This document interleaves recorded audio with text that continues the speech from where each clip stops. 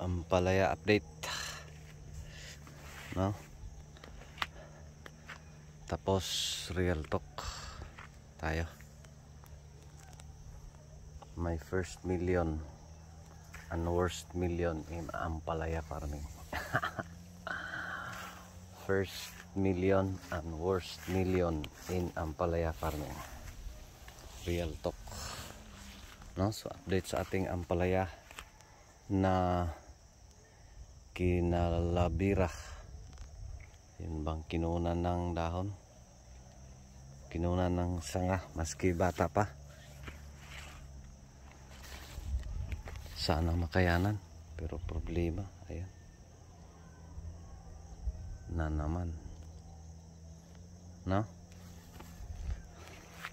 So doon sa taas, doon sa baba mahaba-haba na, no?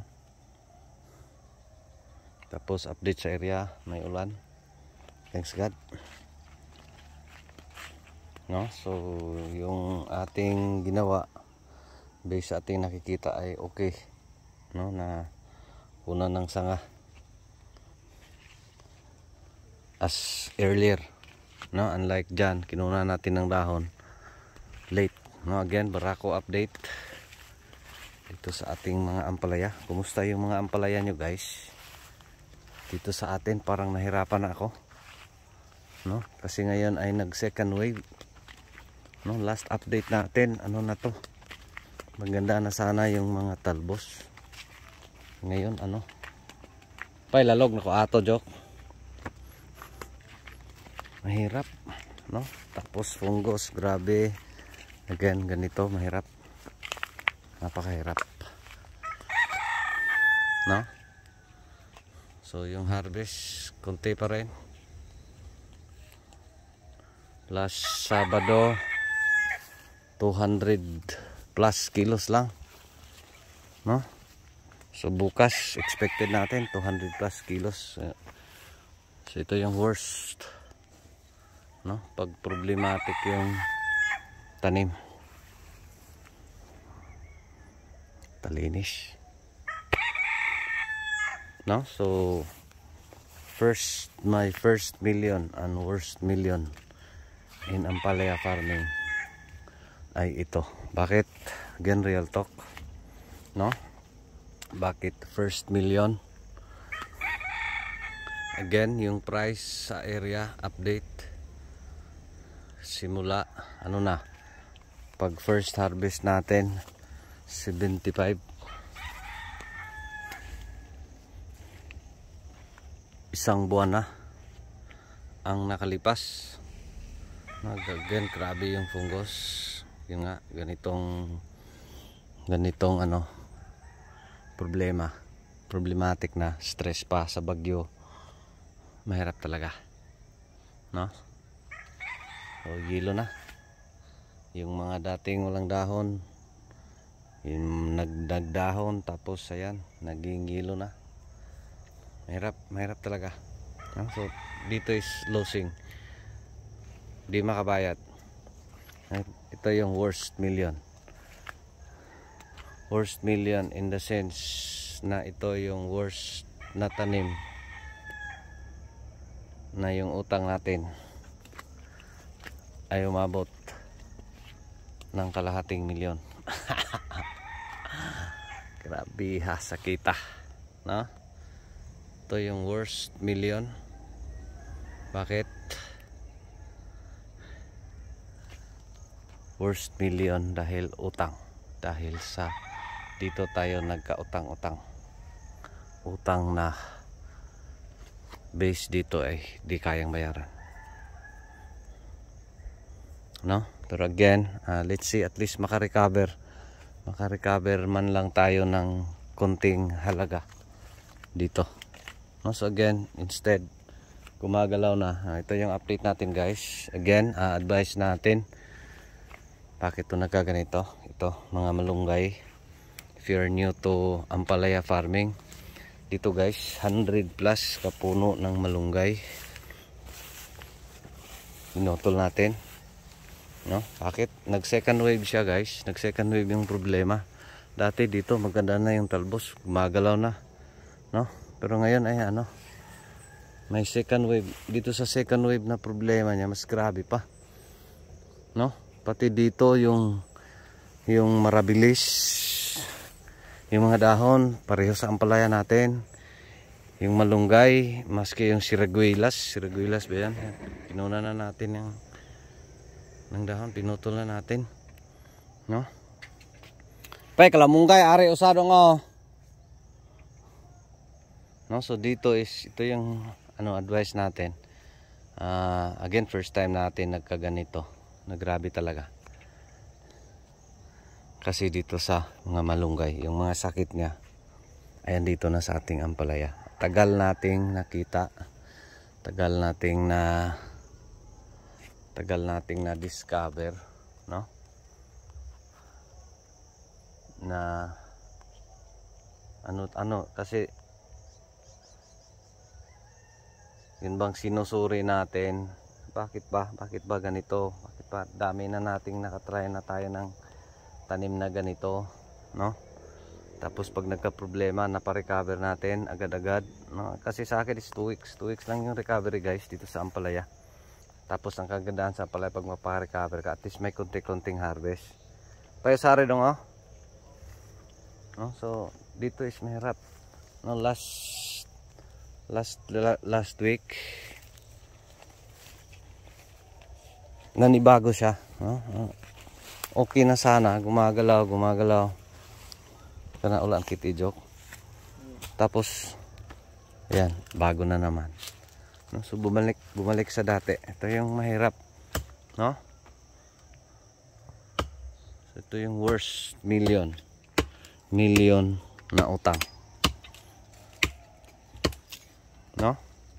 So again, mga malunggay lahat, yung kapareho niya marabilis, no? Dito sa loob wala na, pinutol na natin. So dito kasi guys, mahirap pag nasa taas sila kasi yung mga sakit sa malunggay, yung mga maliliit, ano, may aphids, may ano pa, yung grabe talaga kaliit, mites na grabe talaga yung infestation niya. Masti si Papa, may tanim si Papa dyan malapit, no, na seed ano pa, mga seedlings pa, wala, ubos, no? So ito yung masaklap, tapos tagal natin nakita. So advice natin pag may area kayo na ganito, no, pag nakikita nyo, lalo na nasa loob yung mga malunggay, patayin nyo na, putulin nyo na, no? Dito sa atin ay grabe talaga. Ano to dito? Nasa loob, nasa gilid, andun pa sa taas, pinutol na dun sa taas. Insert, andito yung source ng sakit, no? Tapos tagal nating nakuha. Pero again, sa atin is andito na.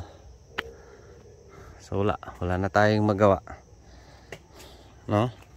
Tapos stress sa bagyo, daming problema, no? So dito gumagalaw na sana, yan, no? Tapos bumabalik, no? Bakit? Kasi yung problema is andito lang, no? Ito yung masaklap, no? Ito yung mahirap, no? So yung sasabihin nating first million, again, this is real talk based on numbers. Pag hindi pa tayo, pag nakita pa natin tong ganitong problema, simulat sa poll,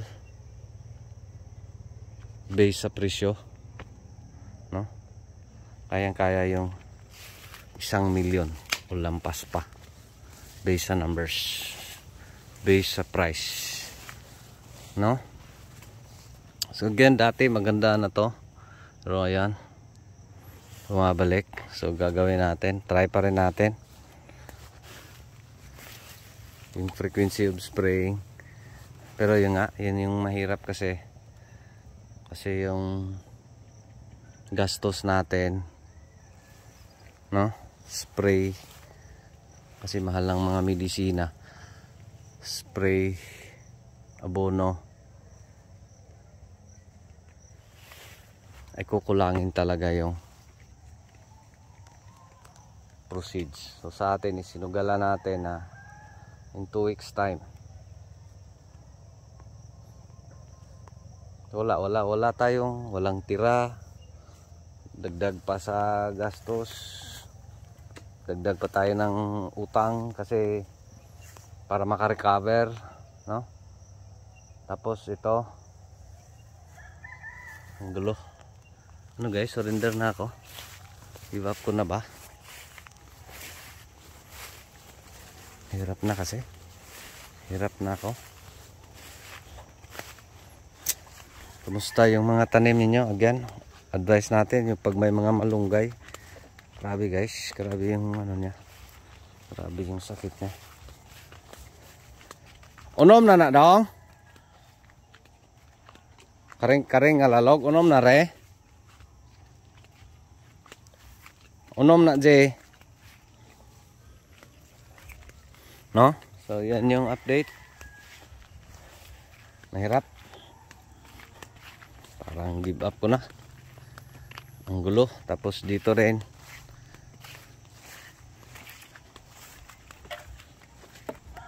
ano rin, parang pahirapan din, no? Kasi lalo ganito yung ano niya, ito yung mukha, ayan,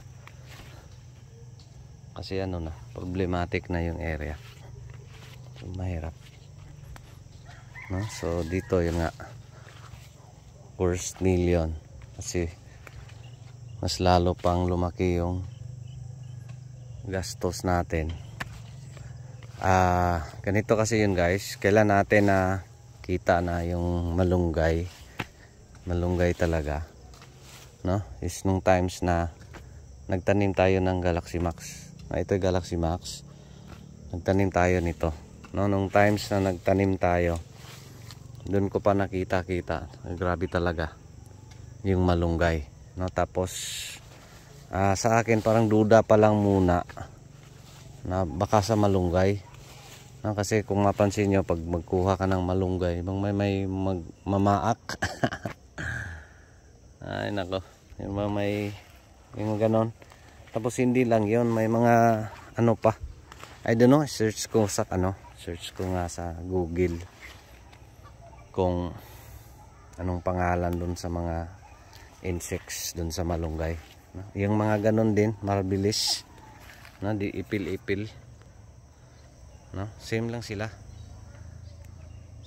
ng sakit, no? So at least dito sa Galaxy Max, nakaabot na dito sa atip, no? May humihiga minsan dun sa baba kasi mas ano dun, hindi masyadong stress dun, bugbog sa init, so medyo gumagano na, no? So dito is kaaabot pa lang,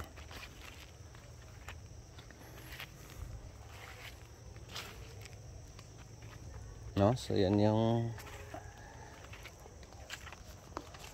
masakit, no? So grabe talaga. Area problem is yan yung worst, no? Kasi yung sakit ay andito na sa area. Wala pa lang tayong ampalaya, di pa nga tayo nagtanim ng ampalaya, yung mga sakit ay andyan na, no? So sa atin is laking learning, yun nga, napakalaking losses, no? Mahirap. So sa atin is yun nga, tanim tayo ng iba-iba, may upo, may sili, may sitaw, at least pang recover, no? So sa akin, for now, hindi rin ako makagalaw kasi nga limited yung resources natin. So in short, di pa tayo makatanim, no? Ng bago. Of course may inahanda akong area, Pero yun nga, di madali. Kasi pinaano natin, inaunti-unti natin yung pagprepara. Kasi yun nga, yung gastos di kaya talaga, no? So sa atin is again, doon sa mga investors, mahirap guys. So susubukan natin mag-loan, mangutang naman tayo. Ito yung worst, no? Kasi dito sa Ampalaya, again, base ngayon na price, tapos ang tagal na, sa laking ano sana. Pero again dito, yun nga,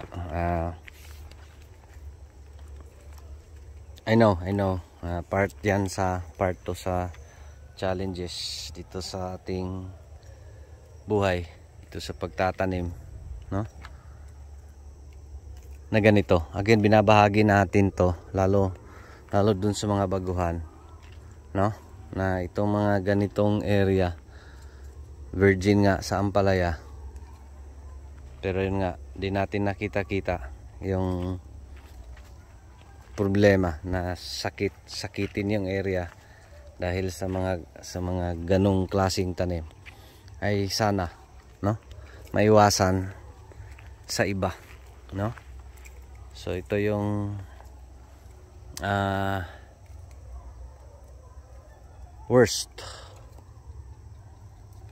na tanim na na-encounter natin, no? So hoping at least maka-recover man lang ng konti, kasi andito pa naman, no? So sana itong ating Galaxy Max ay mag-ano pa, yun bang maging makapang-recover pa, yun bang maka-cover up pa sa ating mga losses, no? So naglagay ng partial atip si Magic Inting. So mahirap guys, napakahirap. Sa akin, this is real talk. So sa atin is patuloy lang, no? So sa akin, mahirap man, ang gulo ng isip, gulo ng lahat. Mahirap kasi pag problematic, no? So lalo tagal natin nakita yung main issue. Mahirap. Are agi J, no? So yun lang guys, my first million and worst million in Ampalaya farming, no? So first million sana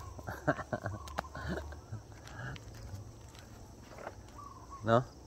Kasi kung ano pa, bibase mo dun sa numbers, again dito kaya dito, ano to, 4,000 hills, dala dun sa taas, pati dito puka do, puka gyud kay masabod punta na asta na sa ibabaw, oh. Ibabaw ni mo gamay ba, ano yan guys, marabilis, ayun bang ipil-ipil, pareho lang sila ng malunggay, no? Yung mga pinaputol natin, again sa atin is hindi man natin ma-resolve ngayon, so at least next time alam na natin, no? So sana din makuna ng aral itong mga ganito. Again sa atin is wala, andito na to. So sa atin is laban lang, mahirap man, no? So again, first million, ulitin natin based sa numbers, kaya nito 5,000 kilos. Yung 4,000 hills, 5,000 to 8,000 kilos a week, no? So assuming ganon yung harvest, so considering yung price ay ganon, maski 50, malaki na. Pero again sa atin is ito, no? Ang hirap. Tapos worst million, kasi yun nga, napakalaki yung talo natin dito. Tapos utang pa. So shout out sa ating mga investors. Hindi tayo makabayad ng December, early December, no?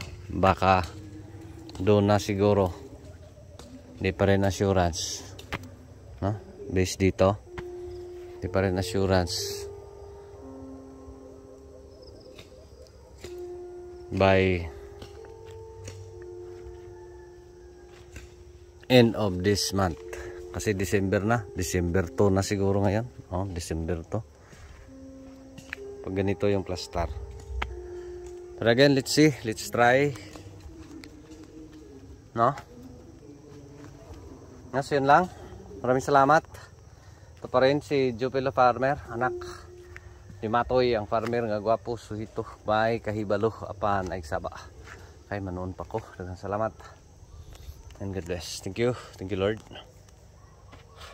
No, so mga ganito sana guys, may mga toy-toy na, no?